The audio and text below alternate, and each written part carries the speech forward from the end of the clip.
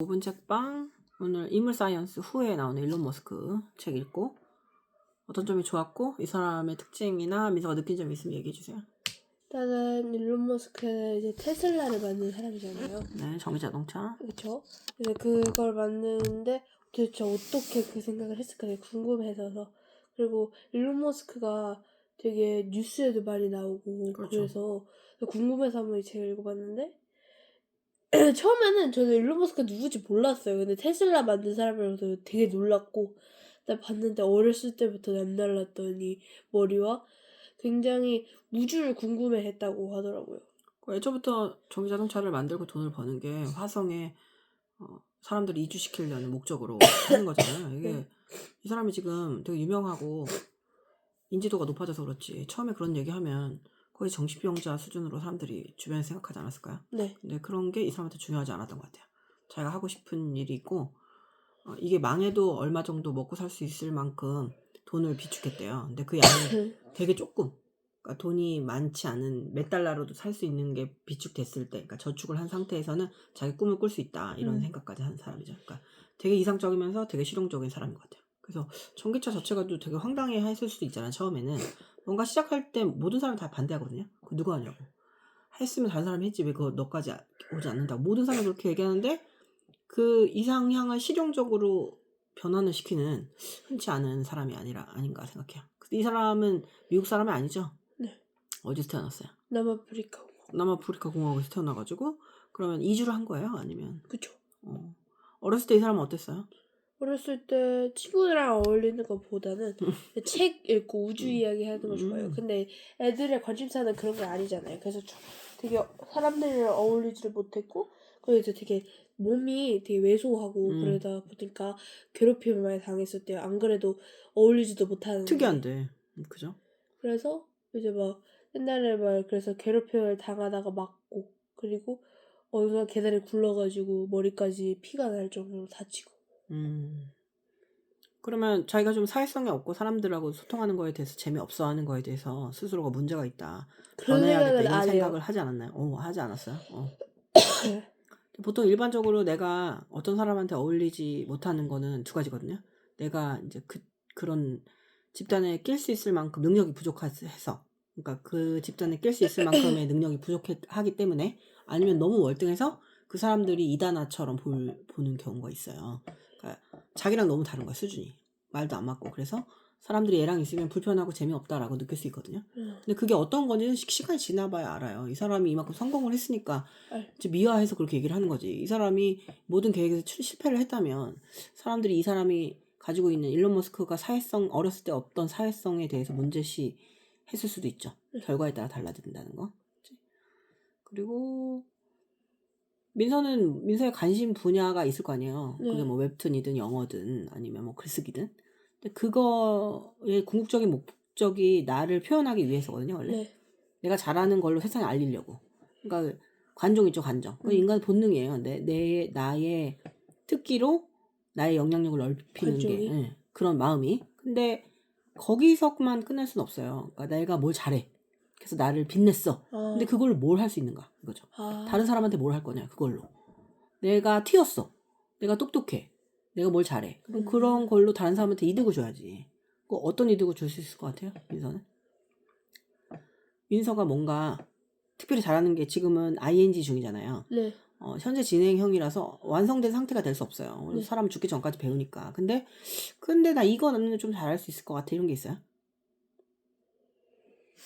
글쓰기? 글쓰기. 지금 시작점에서 다른 사람보다 더 잘할 수 있을 것 같아요. 그러면 그런 걸로 다른 사람한테 무슨 도움이 될 것 같아요? 글쓰기로. 뭔가 공감돼주는 글을 써주고 싶고. 그럼 문학 작품을 써주고 싶어요? 아니면 뭐 비문학 작품이 재미있다는 걸 아이들한테 알리고 싶어요? 문학을 일단 처음에 써보고 그다음에 약간 문학이랑 약간 비문학을 섞은 느낌으로 써보고 싶어요. 그런 걸로 교육서를 쓰고 싶은 거예요? 아니면은 그걸로 그냥 재미 위주의 책을 써보고 싶은 거예요? 일단 재미. 재미가 있어야 한다. 그러니까 민서 세대는 재미가 없으면 책을 펼쳐보진 않잖아요. 선생님이 그 수많은 주옥 같은 책들 있죠. 막 군주론부터 시작해가지고 뭐 명심보감, 뭐 그 도덕경, 정말 주옥 같은 책이 아무리 많아도 단 한 명도 펼쳐보지 않더라고요. 한 명 정도 펼쳐보더라고요. 근데 일단 눈에서 뭘 끌지 않으면 아이들이 재미없어 하는 것 같아요. 어른들도 그렇고. 그래서 이제 그런 식으로 되게 융합을 시킬 수 있는 사람이 되게 인재라고 생각해요. 사람들의 재미를 머물고 수 있게 하는데, 재밌는데? 도움이 돼. 이게 최고인 것 같아요. 너희들 세대한테는. 재밌는데, 어떻게 하다 보니까 잘하게 돼. 이렇게 되는 거죠. 자꾸 찾는데, 맛있는데 살 빠져. 이런 느낌? 그게 되게 중요한 것 같아요. 선생님을 생각했을 때 일단은 내가 하면 이렇게 잘해보고 싶다. 약간 이런. 네. 나요? 내가 잘해보고 싶다 아니면 잘할 것 같다?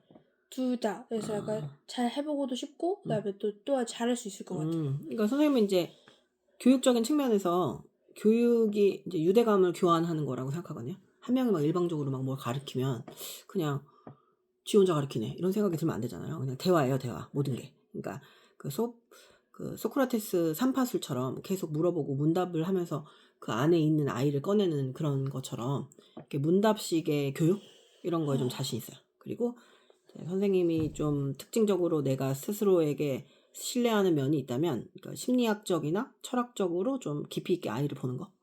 그래서 이제 그게 다른 교과목하고 접목이 되면 아이들한테 유익하지 않나. 그게 꼭 아이들이 아니어도 돼요. 선생님 성인도 뭐 문해력이나 그런 수필쓰기 그다음 성경 공부 같이 하잖아요. 근데 그런 것도 그냥 그 사람에 대한 기본적인 애정이나 그 사람에 대한 깊이 있는 관찰이 있어야 교육의 효과가 나타나지 않을까. 그래서 이제 그런 쪽으로 접목시켜서 교육 공동체를 이루는 게 내 꿈이에요. 이해돼요? 무슨 말인지? 제가 이제 저번 주 한 엊그저께쯤에 이제 진로 선생님이 오셔가지고 이제 약간 그런 거 있잖아요. 약간 유명하신 강사님이 오셔서 이제 학교에서 그걸 들었던 기억이 있어요. 이제 자기가 좋아하는 거를 하는데 거기에서도 이제 자기가 잘하는 걸 좋아하는 거랑은 다르잖아요. 그렇죠. 예를 들어서 내가 웹툰 작가가 되고 싶다. 근데 그림을 못 그려. 그럴 수 있어요. 근데 대신 그러니까 말을 잘하고 되게 비평하는 것도 어. 잘한다. 이러면 변호사 쪽을 가래요. 그러면 변호사 쪽을 가면 웹툰 그걸 갈 수가 없잖아요. 근데 관련된 약간 직무를 하면 그래서 되죠. 그러면 웹툰 담당하는 변호사가 있으니 그렇지. 거기로 가라. 얘기를 하는 거예요. 내가 너무 시를 좋아해. 근데 시를 못 써. 그러지 문학적 소양이 없어요. 수많은 시를 좋아하고 탐닉을 했지만 그러면은 출판사에 시를 쓴 사람들한테 투자를 하면 돼. 투자를. 그렇죠. 그러니까 직무를 결정하는 게 아니까 뭐 키가 작은 아이한테 네가 무슨 축구 선수를 하냐고 막 이러는데 축구 선수만 있나요 세상에? 해설가는 키 작아도 되잖아요. 그죠? 순발력 분석가 이런 것들은 키가 작아도 상관없어요. 그러니까 그 강사님이 약간 좀 되게 등치가 크시고 뚱뚱하신 분이란 말이에요. 그래서 자기는 이런 몸집을 가졌지만 발레리노가 되고 싶대요. 그래서 멋지네요. 발레리노가 되고 싶으면 어떻게 해야 돼? 나 이렇게 물어보면 투자를 하면 됩니다. 다른 사람들은 분명히 그래서 안 될 걸 하면 되는데 나 살을 빼면 되는 것이고 안 되면 투자를 하면 되죠. 그러니까 방법은 되게 많아요. 근데 사람이 너무 경직되면 농구 선수가 160밖에 안 되는데 농구 선수를 하는 아이들을 비판할 수 없어요. 그죠? 그 아이가 농구 선수 말고 다른 걸 하면 되잖아요. 그러니까 직무를 그러니까 이렇게 분야는 내가 좋아하는 걸 결정하고 직무는 내가 잘하는 걸 하는 게 맞아요. 그리고 어떤 면은 잘하면 좋아합니다. 그렇지 않아요? 그래서 영어 잘하면 영어 좋지 않아요? 그것 때문에 내가 빛나. 그럼 그게 싫어요? 그런 생각 자체가 되게 그래. 그러니까 뭘 잘해본 적이 없어서 하는 말이야. 잘하면 좋아합니다. 좋아하면 잘하기도 하고. 근데 애초부터 아무 그게 없는데 애들이 이거 하니까 와, 너 잘한다. 어떻게 하는 거야? 이런 거 했을 때 애들이 부스트가 되는 거지. 엄청 못하는데 좋아하기가 남녀 간의 사랑 같은 거예요. 어려워요. 나를 누가 한 번 봐야 걔를 좋아하죠. 그렇지 않을까요? 이렇게 사람들이 공부가 유전이다 이렇게 얘기하잖아요. 공부가 유전이니까 공부시키지 마라 이런 얘기 너무 무책임하게 하잖아요. 근데 그런 논리라면 너는 살 빼도 전전이 아니니까 그냥 비만으로 살아라 이거 돼요? 아니죠. 저는 너무 어른들이 무책임하다고 생각해요. 그러니까 애들한테 아이가 이제 좀 논리 사고력이나 추상적인 언어를 처리하는 능력이 되게 낮아. 근데 그 아이한테 수학자가 되라고 하거나 아니면 과학자가 되라고 하는 거는 폭력일 수 있어요. 근데 그게 아니라 학교 교양 공부를 하지 말아라. 그러면 누가 폭력적인 거예요? 그렇게 얘기하는 어른들이 폭력적인 거 아니에요? 그렇죠. 그러니까 더 업그레이드 돼서 살라고 하는 게 맞지 않아요? 너는 미스 코리아가 안 될 거니까 앞으로 더 못생겨져. 이렇게 얘기해도 돼요? 그건 너무나 이제 그런 얘기를 하면 애들이 막 홀가분하면서 엄마 선생님 우리 엄마가 나는 공부는 빠가라서 공부하지 말래요. 이거 되게 좋아하는데 좋아할 일 아니에요. 이유도 모르게 계속 죽을 때까지 억울할 거예요. 그 얘기를 들은 이후로.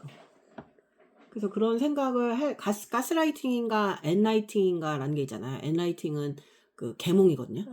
가스라이팅은 점점 더 내가 나빠져요. 사회적인 그런 위치가. 근데 엔라이팅은 이 선생님이나 다른 사람 때문에 점점 더 좋아지는.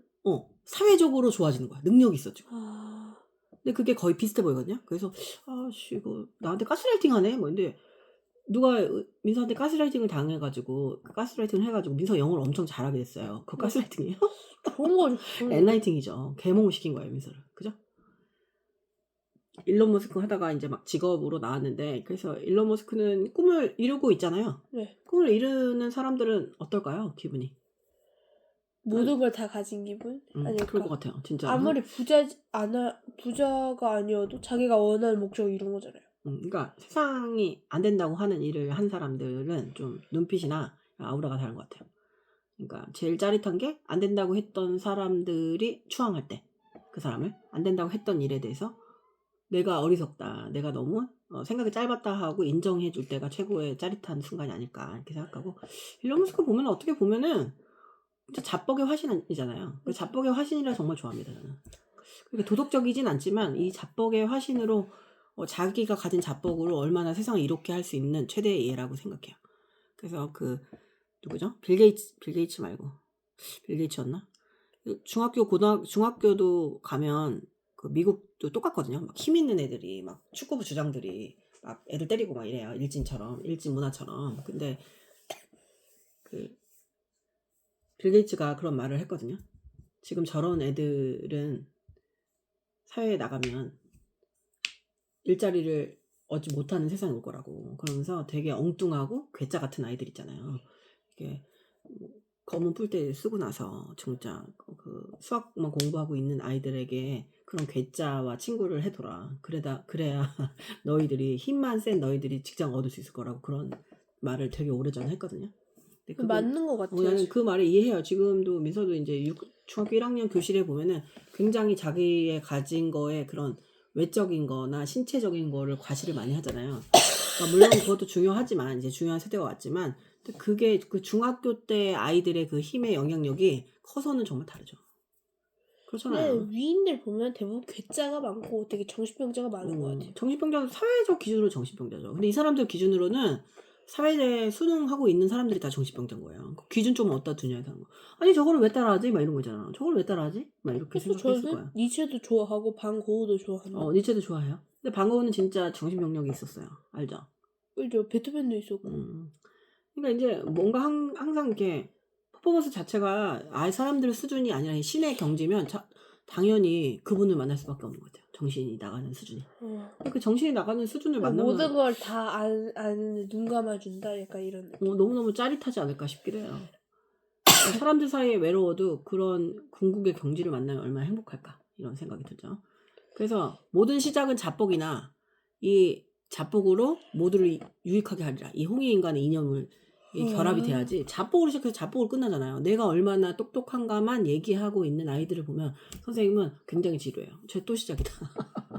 아직 그 상태에서 그럼 누군가에 알려줘야 하지 않을까? 내가 가진 이 뭔가의 재능이나 이런 걸로 남한테 이득이 되는 게 결국 나한테 이득이다. 이런 거를.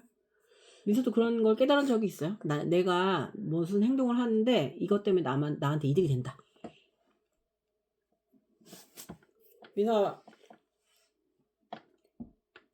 민서가 뭐 이렇게 낭독 같은 거 하잖아요. 그 어린 동생한테.